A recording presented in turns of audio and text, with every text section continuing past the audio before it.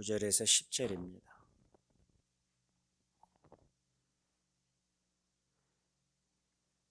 스가랴서 9장 9절에서 10절 말씀입니다.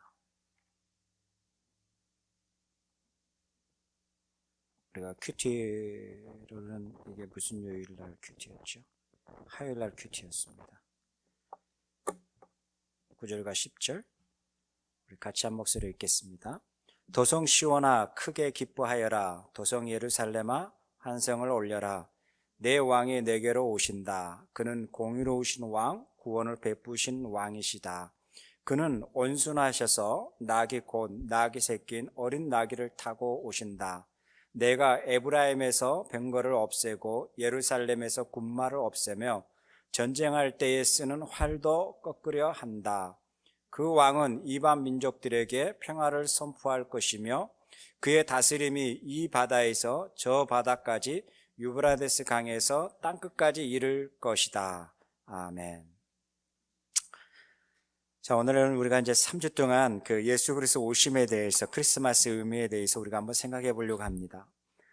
크리스마스는 지금은 우리가 많이 그 상업적으로 이렇게 많이 변질되고 바뀌어졌지만 크리스마스 윤회는 여러 설이 있습니다. 그런데 바벨론의 태양신을 섬기는 것, 또 로마에 있는 어떤 그러한 것과 같이 합쳐져 되고 이런 다양한 부분이 많이 있었지만 교회사 가운데 보면 교회 절기로 정하는 것이 354년에 AD 354년에 로마 교회에서 그 다음에 리베리우스 교황에 의해서 12월 25일 날을 예수 그리스도의 오심으로, 탄생으로 그렇게 날짜를 정해서 그렇게 지금까지 지내고 있습니다.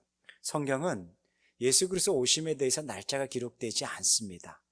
그 이유가 무엇일까 우리가 한번 생각해 볼 수도 있고, 그리고 성경은 그 날짜의 의미에 대해서도 구체적으로 설명하고 있지 않습니다. 그러나 예수를 믿고 있는 그리스도인들 그리고 교회들에게는 그 예수 그리스도의 오심에 대해서 특별한 의미를 부여하기 때문에 그들에게는 모두가 다 다릅니다. 예를 들어서 동방종교가 크리스마스를 지내는 날짜가 다르고요, 서방종교가 크리스마스를 지내는 날짜가 다릅니다. 어쨌든 로마 교회가 354년에 12월 25일 날로 크리스마스로 해서 그것을 지키자라고 교회 절기로서 그것을 선포를 했습니다. 자, 그렇다면 이제는 그 날짜가 맞기 때문에 그날로 한 것이 아니라, 그 의미가 아니라 이 날을 모든 교회들이 그 날을 기억해서 각자의 다르게 해석돼서 날짜에 하지 말고 그 날을 우리 모든 교회들이 예수 그리스도의 오심으로, 예수 그리스도의 탄생으로 우리가 같이 지키자라고 하는 것이 교회의 절기입니다. 자, 그러면 이 부분 속에서 어떤 이들은 반론을 제기할 수 있습니다. 그것은 바른 방법이 아닙니다. 날짜가 정확하지 않습니다. 또 어떤 사람들은 그것은 이방신의 절기였는데 그 절기에 서방 종교가 그 날짜를 한 겁니다 라고 하는 여러 가지 이야기들이 있습니다. 그런데 그 이야기가 틀린 것만은 아니죠. 맞는 이야기도 있습니다. 그러나 이것이 옳고 그름을 떠나서 우리가 중요한 것은 교회의 절기로서 교회가 전체적인 공회에 의해서 그 날짜를 지키자고 하는 것은 각자의 날짜의 해석이 달라서 많은 교회들이 혼선이 빚어지고 다양한 다른 부분이 나와서 그 날짜가 맞기 때문에 지키자라는 것이 아니라 교회가 한 날짜를 정해서 그 날짜에 우리가 예수 그리스도 오심으로 모든 교회가 같이 지켜나갑시다 라고 하는 의미입니다. 동일한 거겠죠. 어떤 이들은 예전에 몇 년 전에 그것이 굉장히 많이 이슈가 됐는데 예배 시간에 사도신경을 해야 된다, 하지 말아야 된다.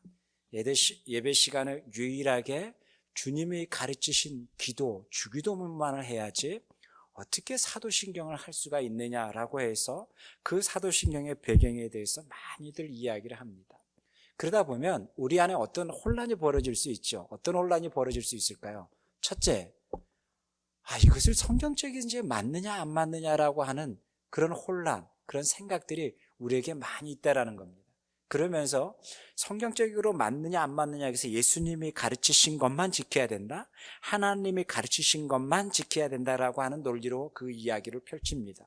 그런데요, 기독교 복음이 전해지면서 1세기, 2세기, 3세기에 기독교 복음이 전해지면서 수많은 이단들의 위협을 받으면서 공격을 받으면서 교회를 지켜왔었던 것은 예수 그리스도의 말씀의 기반 위에서 지켜왔습니다. 그러나 그러한 신앙으로 지켜오면서 그들의 신앙의 고백이 있습니다. 나는 예수 그리스도만 믿겠습니다.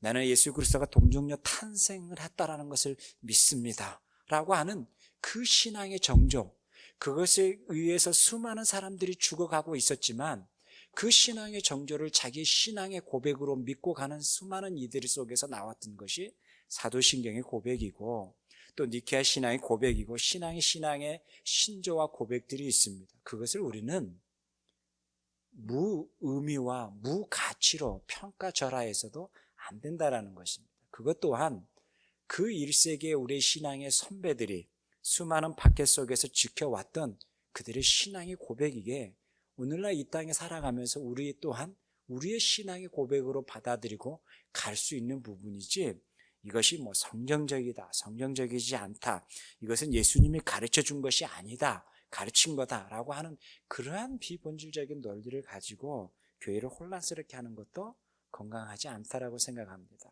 그러기에 그러한 논란들, 크리스마스는 이단의 그 날짜들, 이교도의 날짜인데 교회가 그것을, 캐톨릭이 그것을 정했기 때문에 그렇게 간다, 개신교는 왜 캐톨릭이 정한 것을 따라가고 있느냐라고 하는 그러한 논쟁들, 논리들은 조금 우리가 피해갈 수 있었으면 좋을 것 같습니다. 이 설명을 하느라고 이렇게 서두가 길었습니다. 여러분, 스가랴 우리가 지금 큐티를 하고 있는데 스가랴는 한 520년에 기록된 책입니다. AD가 아니고 BC입니다. 예수님이 오기 전에 520년 전에 기록되어 있는 책입니다. 이 520년 전에 기록되어 있는 이 책의 내용에 보면 예루살렘에 대해서, 그리고 스가랴가 그 백성들에 대해서 이야기하면서 오늘 9장 9절과 10절에 보면 우리가 신약에서 많이 보았던 구절들이 나오죠. 그것은 뭡니까? 우리에게 새로운 왕이 온다라고 합니다. 그 왕은 나귀를 타고, 나귀 새끼를 타고 오신다고 합니다.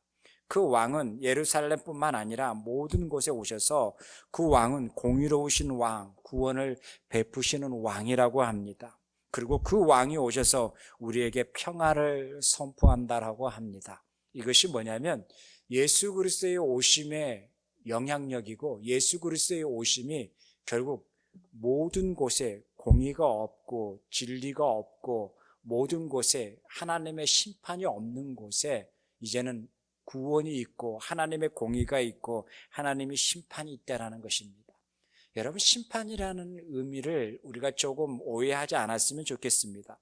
여러분, 경기 중에 심판이 있는 것과 심판이 없는 것의 경기의 룰이 어떻게 될까요? 그리고 경기를 보는 사람들이 즐거움이 어떻게 될까요? 그리고 경기에 직접 참여하는 사람들은 심판이 있고 없고 간에 어떤 차이가 있겠습니까? 모든 것이 뭐예요? 자기 팀 중심으로 해석할 것이고, 자기 중심으로 해석하다 보면 경기 진행이 될까요? 진행되지 않겠죠. 그리고 그것을 보고 있는 관중들은 즐거울까요? 즐겁지도 않죠. 심판이 있다는 것은 옳고 그름을 판단하는 기준, 나침판, 그 심판자가 있다는 것은 우리들에게 굉장히 큰 공의이고 유익이라는 것입니다. 심판자가 어떤 무서운 힘의 논리로 포악한 자의 모습으로 그의 감정의 기복에 따라서 심판하는 것이 아니라 그가 가지고 있는 법을 가지고 옳고 그름을 판단하는 심판자가 있다는 것은 우리 모든 삶에서 우리에게는 얼마나 큰 유익한지 모릅니다. 심판자가 없어도 살아갈 수 있는 삶이 유익하게 살아가는 사람들이 있겠죠. 누구겠습니까? 힘을 가지고 있는 사람은 심판자가 없이도 살아갈 수가 있겠죠. 그러나 힘을 가지고 있지 못한 사람에게는 심판자가 있느냐 없느냐에 따라서, 법이 있느냐 없느냐에 따라서 삶의 모양은 엄청나게 달라진다는 것입니다. 스가랴 이 배경은 하나님의 백성이 하나님의 말씀을 떠남으로 말미암아 어떤 결과가 벌어지냐면 그곳에 심판자가 없다라는 것입니다. 그곳에는 공의가 없다라는 것입니다. 그곳에는 정의가 없다라는 것입니다. 그곳에서는 은혜라는 시간이 없다라는 것입니다. 그곳에서는 어떤 구원을 베풀 자도 없다라는 것입니다. 그것이 뭐예요? 하나님의 말씀을 떠난 결과물이라는 것입니다. 하나님의 말씀은 우리들에게 어떤 힘의 논리로 오는 것이 아니라 우리를 건강하게 만드는 것이 하나님의 말씀이고 그리고 하나님의 역사의 시간이라는 것입니다. 스가랴의 전체적인 우리가 큐티의 내용에서도 보면 계속적으로 이스라엘 백성들이 패망하는 이유가 뭐예요? 말씀을 떠났기 때문이라고 합니다. 그런데 잘 생각해 보세요. 말씀을 떠났기 때문에 하나님의 분노에서 그들을 벌했을까? 라는 거예요. 그런데 조금 더 구체적으로 보면 그 속성을 보자고요. 말씀을 떠난 결과물이 무엇이냐라는 거예요. 말씀을 떠나서 그들이 어떤 삶을 살고 있느냐라는 것이 성경에서 우리에게 설명해 주고자 하는 목적인 거예요. 말씀을 떠난 백성이 그들이 어떠한 삶을 살고 있는지, 이웃을 향해서 그들이 무엇을 취하고 살아가고 있는지를 설명하고 있다는 거예요. 그와 반면에 말씀 아래 거하고 말씀 안에 살아가는 사람은 이웃을 향해서 무엇을 취하는 것이 아니라 이웃을 향해서 베푸는 삶을 살아가는 것이 잠언과 디모데에서 나오는 이야기라는 거예요. 끊임없이 뭐예요? 말씀을 떠난 백성들에게는 무엇을 이웃과 더불어 살아가는 사람들에게 취합니다. 힘의 논리로 취하든지 어떤 것을 악한 감정으로 취하든지 어떤 모양으로 이웃 것을 취하려고 합니다. 그와 반면에 말씀을 의지하고 살아가는 사람들이라는 것은 취하는 것이 아니라 그 말씀의 영향력의 속성이 뭐예요? 이웃을 향해서, 그 공동체를 향해서, 그리고 그 사회 공동체의 전체적인 부분을 향해서 뭐예요? 취하는 것이 아니라 베풀어 살아가고 함께 더불어 살아가는 것이 말씀 아래 살아가는 삶의 모습이라고 이야기합니다. 이것은 잠언에서도 이야기하는 부분이겠죠. 스가랴에서도 그 부분을 설명하고 있는 부분입니다. 오늘 스가랴의 본문은 한 분에 대해서 설명을 하고 있습니다. 그가 와서 이 황폐한 말씀을 떠나서 살아가고 있는 우리들의 삶의 자리에 그가 오셔서 우리에게 베푸실 하나님의 공의에 대해서 이야기를 합니다. 그리고요, 그가 베푸실 구원에 대해서 이야기합니다. 그래서 1절에 이야기하면 그는 공의로우신 왕, 그는 구원을 베푸시는 왕이라고 이야기합니다. 그러면서 그의 속성에 대해서 이야기하죠. 그는 온순하고 그는 그 마음속에는 뭐예요? 나귀 새끼, 어린 나귀를 타고 오셔서 우리에게 전쟁으로 말미암아 힘의 논리로 말미암아 다른 것을 취하려고 살아가고 있는 수많은 병거들, 군마들, 활들을 모두 다 꺾으시고 없애고 그 다음에 평화를 선포한다라고 이야기합니다. 이것이 뭐예요? 예수 그리스도 오신 크리스마스의 큰 의미, 그리고 크리스마스가 주는 우리들에게 주는 큰 문화이고 힘이 되겠죠. 2007년에 나온 영화입니다. 1차 세계대전 전에 여러분 크리스마스 때 12월 달에 꼭 보라고 추천하고 싶은 영화인데요.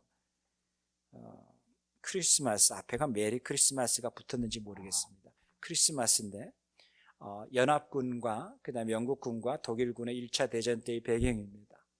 그 대전 때의 배경 가운데에서 보면 이제는 12월 22일, 23일, 24일이 다가왔습니다.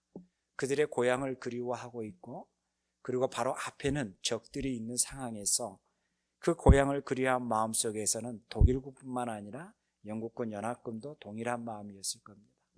그리고 그 마음속에서 한 군인이 일어나서 크리스마스 바로 노래를 부릅니다.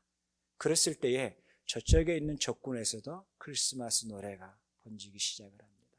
그러면서 그들의 그 며칠 전까지만 해도 서로가 죽였던 서로 적임에도 불구하고 그 날에는 그들이 평화를 선포합니다.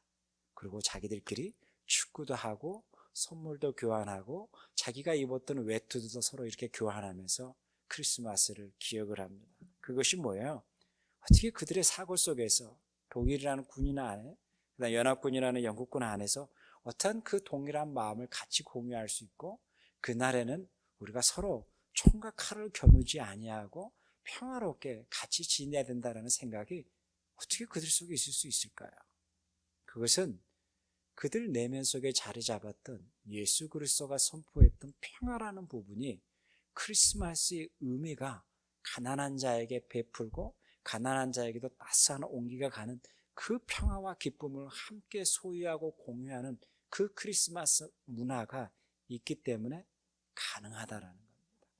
오늘날에는 크리스마스가 상업주의로 가다 보니까 어떻게 하면 소비자들에게 그것을 통해서 많은 것을 얻게 만들고 많은 것을 팔게 만들까 그런 생각을 하겠지만 크리스마스의 가장 궁극적인 목적과 의미는 예수 그리스도가 이 땅에 우리의 공의자로 우리에게 베푸실 구원자로 오신다라는 것입니다. 그리고요, 그가 이 땅에 오셔서 하나님의 평화를 선포한다라는 것입니다. 이것이 뭐예요? 크리스마스, 예수 그리스도 오심에 대한 부분인 것입니다. 그러니까 저와 여러분의 삶 속에서 그 예수 그리스도의 오심에 대해서 이 12월 달에 우리가 같이 한번 생각해 봤으면 좋겠습니다. 스가랴 선지자가 그 백성들에게 이야기처럼 공의로우신 분이 오셨습니다. 그리고 우리에게 구원을 베푸시는 그 왕이 오셨습니다. 그리고 그 왕은 힘의 논리로 이야기하는 군마를 타고 오지 않으셨습니다. 평화를 상징하는 어린 나귀를 타고 오셨습니다. 그리고 많은 사람들이 자랑하는 그 군마와 창과 활을 꺾으신다라고 이야기합니다. 그리고 평화를 선포한다고 이야기합니다. 이것이 예수 그리스도가 이 땅에 오심의 목적입니다. 저와 여러분의 이 땅의 삶 속에서는 우리에게는 군마가 필요합니다. 우리에게는 활이 필요합니다. 우리에게는 창이 필요합니다. 그래서 다른 민족, 다른 이웃을 향해서도 우리가 어떤 힘의 논리로 어떠한 것을 발휘하면서 살아갈 수 있는 우리들의 삶의 터가 되어버렸습니다. 그러나 그러한 삶의 터 위에 예수 그리스도께서는 오셔서 우리에게 공의뿐만 아니라 구원뿐만 아니라 우리가 살고 있는 이 땅에 향해서 하나님의 평화를 선포한다고 합니다. 민족과 민족끼리 싸움이 아니라 민족과 민족끼리의 하나님의 평화를 선포한다고 합니다. 그래서 오늘 본문에 보면 이렇게 이야기를 하죠. 어떻게 이야기하냐면 그 왕은 이방 민족들에게 평화를 선포할 것이다. 그의 다스림이 이 바다에서 저 바다까지 유브라데스 강에서 땅끝까지 이를 것이다 라고 이야기합니다. 여기서 땅끝이라고 이야기합니다. 하나님의 평화는 하나님의 모든 민족과 민족에게 평화를 선포하는 것뿐만 아니라 그 예수 그리스도의 다스림은 이 바다에서 저 바다까지라고 이야기합니다. 그리고요, 유브라데스 강에서 어디까지요? 땅끝까지 이른다라고 이야기합니다. 예수 그리스도께서 사도행전에 우리에게도 말씀하셨죠. 땅끝까지 이르러 내 증인이 되라고 이야기합니다. 오늘 여기 본문에도 보면 땅끝까지 이른다고 이야기합니다. 무엇이요? 공의로우신 왕이, 구원을 베푸시는 왕이 이 땅에 살아가고 있는 군마와 활과 창으로 살아가고 있는 우리들의 문화와 가치관과 세계관 속에 어린 나귀를 타고 오셔서 힘의 논리로 왕이 아니라 우리에게 구원을 베푸시는 왕으로, 우리를 섬겨주시는 왕으로, 그리고 그 왕이 이 땅과 저 땅, 이 바다와 저 바다의 끝까지를 향해서 바로 다스리시면서 하나님의 평화를 선포한다라고 이야기합니다. 우리 또한 그 하나님의 평화와 하나님의 선포하신 그 공의로움과 하나님이 베푸신 그 구원의 은혜 속에서 살아가는 삶이 얼마나 복된 삶입니까? 이것이 우리가 스가랴의 큐티를 통해서 끊임없이 깨달아야 될 말씀의 본질이라고 생각합니다. 말씀을 떠난 백성, 그리고 말씀 안에 거하는 백성, 우리의 모든 시선이 하나님의 나라를 바라볼 수 있고 우리의 삶의 시간과 우리의 삶의 역사가 하나님의 역사가 되는 시간, 하나님의 공의가 지배하고 하나님의 구원이 있는 그 시간, 이것이 뭐예요? 하나님의 시간과 하나님의 나라의 하나님의 백성의 삶이라는 것입니다. 그러기에 하나님의 백성의 삶은 공의를 선포합니다. 하나님의 백성의 삶은 평화를 선포합니다. 그러기에 하나님의 백성이 거하는 곳은 항상 하나님의 평강과 평화가 있었습니다. 왜 그럴까요? 거기에는 힘의 논리라고 이야기하는 군마와 창과 활이 없기 때문입니다. 이 세 가지는 이웃을 향해서 취할 수 있는 툴이 되지만 하나님의 말씀은 이웃을 향해서 베풀 수 있는 우리의 툴이 될 수도 있다는 것입니다. 그러기에 예수 그리스도께서는 이 땅에 오신 것은 요한복음 1장에서 표현하면 빛이 어둠에 비쳤다라고 이야기합니다. 말씀이 육신이 되어 우리 가운데 임했다라고 이야기합니다. 그 영광을 보니 하나님 아버지의 영광이라고 이야기합니다. 그것이 뭐예요? 이 땅에서 누리고 있는 평화와 기쁨이라는 것입니다. 12월 우리 주위를 한번 뒤돌아봅시다. 우리가 베풀 수 있는 사람, 우리가 그냥 잠시 만나서라도 커피 한 잔을 나누면서 그 사람을 위로할 수 있고 그 사람을 한번 세워줄 수 있는 시간, 이것이 우리가 평화를 선포하는 출발입니다. 뭐 거대한 것이 아니죠. 어느 한 부분 잠시 찾아가서 그곳에서 그 사람과 따뜻한 대화를 나눌 수 있고 그 사람의 이야기를 들어줄 수 있는 그 시간, 그 시간이 바로 하나님의 시선이 집중되는 시간 아니겠습니까? 하나님의 평화는 거대한 부분이 아닙니다. 우리의 삶의 자리에서 조금 우리가 덜 관심을 가졌던 사람, 조금 더 소홀했던 사람들이 있다면 그 사람에게 관심을 가져서 그 사람과 함께 있는 시간, 그 시간이 뭐예요? 하나님의 시선이 집중되는 시간 아니겠습니까? 나에게 필요한 사람들에게만, 지금 나에게 어떤 것이 유익한 사람들에게만 찾아가는 이 땅의 문화를 한다면 우리가 하나님의 백성으로서의 크리스마스의 문화는 우리가 조금 관심을 가져야 될 사람, 내가 1년 동안 참 소홀했던 사람, 그런 사람들을 한번 수첩에 적어보셔서 그 사람에게 멀리 떨어져 있다면 이메일이라도 하나님의 평화가 깃들기를 원한다 라고 하는 그 한 통의 이메일이 어쩌면 그 사람에게 이 추운 날에 따뜻한 온기가 될 수도 있다는 것입니다. 그러한 삶을 우리가 12월에 보냈으면 좋겠습니다. 저도 열심히 찾아봅니다. 그래서 제가 할 수 있는 일이 뭘까? 그리고 또 우리가 성도들이 또 할 수 있는 일이 뭘까라고 생각을 하면서 많은 생각을 해봅니다. 지난주에 우리 성도님들이 섬겨주셔서 샌디에고 목사님들이 또 즐거운 식사 시간도 갖고 서로 또 재밌는 교제 시간을 가졌습니다.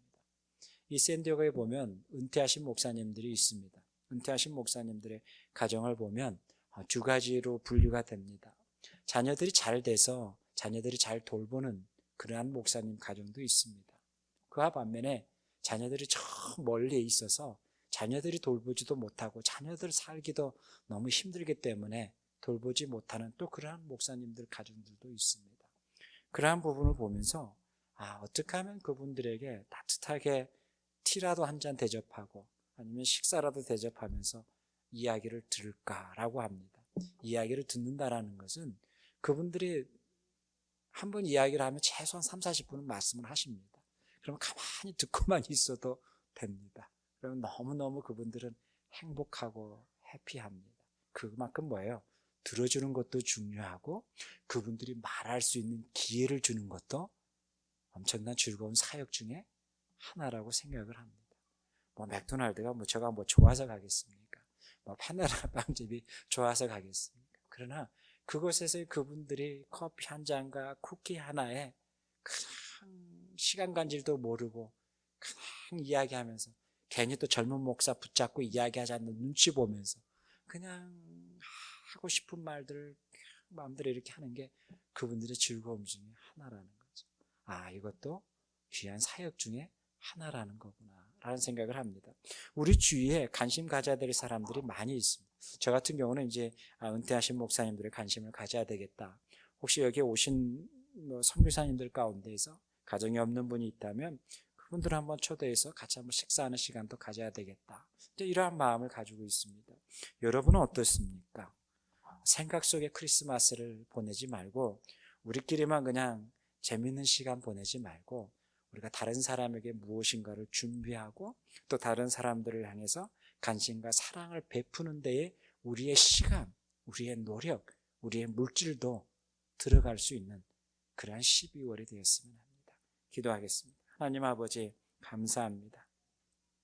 예수 그리스도의 오심을 우리가 깊이 묵상하고 생각하면서 이 땅에 우리들의 삶이, 이 땅에 우리가 살아가고 있는 그 시간이 하나님이 관심 가지고 하나님이 품고 있는 그 시간 속에 우리도 같이 품고 관심 가질 수 있도록 인도해 주시기를 원합니다.